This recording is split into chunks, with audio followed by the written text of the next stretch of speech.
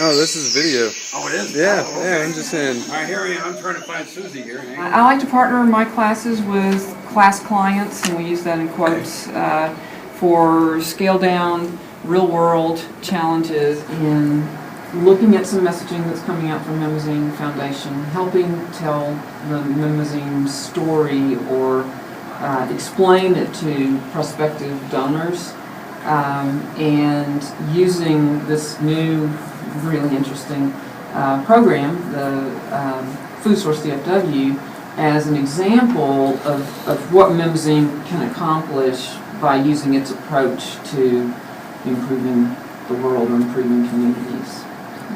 Great, yeah. So for that reason, we thought that it would be great to have you guys in, because we could learn a little bit more about Food Source DFW. You know, the 2+ minute video that we watched that had you and Susie in, I believe. Yeah. It talked about how there might be a rollout of this concept. To other cities. Maybe other cities, Yeah. other places, yeah. And John has just explained to us about a little bit more about Mimosine and spiral dynamics and the concept of meshwork and that, which is all part of our discussion. I'm an ordained Presbyterian minister. I actually studied Greek right down the street here at Perkins years ago. I got my graduate degree at Princeton Seminary and a doctorate from Columbia Seminary. But my whole thesis was on this concept of practical ecumenism as opposed to theoretical ecumenism. Practical meaning, let's do something. Do you all use the language, social entrepreneurship? Is that kind of widely used now and an understood term? We actually have the theme of our graduate program is social responsibility. We started a few years ago with the Hunger Task Force just to try to study and do some research in the area. We have the luxury. It's truly a luxury to be working for Mimosine Institute and a philanthropist. When I started Faith and Practice, I had nothing but what was in my bank account, which wasn't much. You know.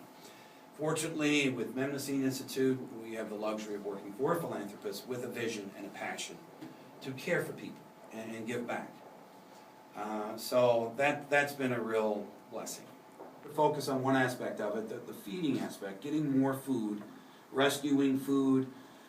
Susie's been doing this a lot longer than I have in terms of the gleaning network and her experience in bringing up truckloads of food from South Texas and various places to get it out, you know, to save, rescue food from it going into dumps and being spoiled, and yes to food.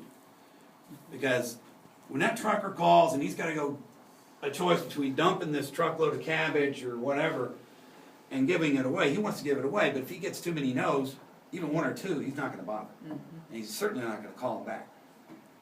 So we've empowered even the smallest food bank to say yes to food, so it doesn't get thrown away. And she'll say more about that in the beautifully graphically illustrated PowerPoint. Well, 3,145 pounds of food goes to waste.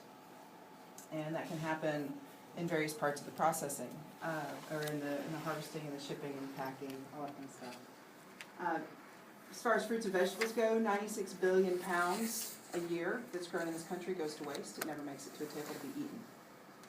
So that's not 9.6, as somebody tweeted after Big Bang, but 96 billion pounds. And that's what got me into this. You can have, like we alluded to, a whole truckload of cabbage that, in fact, we just talked to a guy who has some mustard greens that were delivered to Walmart, and they had frozen in the process, in the shipping process. The refrigerated trailer dropped, temperature dropped. Walmart rejected them. They've got them. He said, they look great. We're giving them out today. But they can't take, the store can't take them because of liability, and it changes the shelf life and all this kind of stuff. So there's lots of intricacies to this whole thing, but basically there's a lot of food that gets wasted. And on the other hand, we have 49 million Americans that deal with food insecurity every day. They don't know exactly where their next meal is coming from. And that's a new term for us. We've been reading about in conjunction with this, with Good. the idea of the notion of food insecurity, not knowing. That truck driver who has that cabbage, those mustard greens, the whatever, on the back of their truck is responsible for getting it off the truck before they get to their next destination. So they have to pay to take it to the landfill and dump it, or they can find a place to donate it. And most of them would rather see it eaten, if it's still edible, than to, number one, have to pay out of their own pocket and maybe get reimbursed.